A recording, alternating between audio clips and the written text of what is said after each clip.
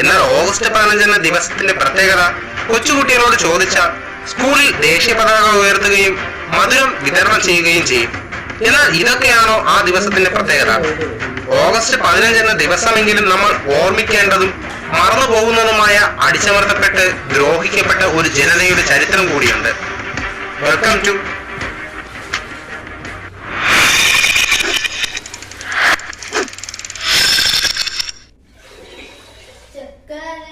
1498 തന്റെ കൂടെയുള്ള 170 കൂട്ടാളികളെയും കൂട്ടി കപ്പൽ യാത്രയിലൂടെ വാസ്കോ ഡ ഗാമ എന്ന യൂറോപ്യൻ നാവികൻ കേരളത്തിലെ കോഴിക്കോടിനടുത്തുള്ള കാപ്പാട് എന്ന സ്ഥലത്ത് വന്നെത്തി. ഇന്ത്യ ഒരു വൻ വ്യാപാര സംഭരണിയാണെന്ന് മനസ്സിലാക്കിയ യൂറോപ്പുകാർ അവരുടെ കച്ചവടങ്ങൾ ഇവിടെ ആരംഭിച്ചു. അങ്ങനെ 1708 ഓഗസ്റ്റ് 24 ബ്രിട്ടീഷുകാർ കച്ചവടത്തിനായി സൂറത്തിലെത്തുന്നത്. അവർക്ക് വ്യാപാരാവകാശം മുഗൾ ചക്രവർത്തിയായ ജഹാംഗീർ നൽകി.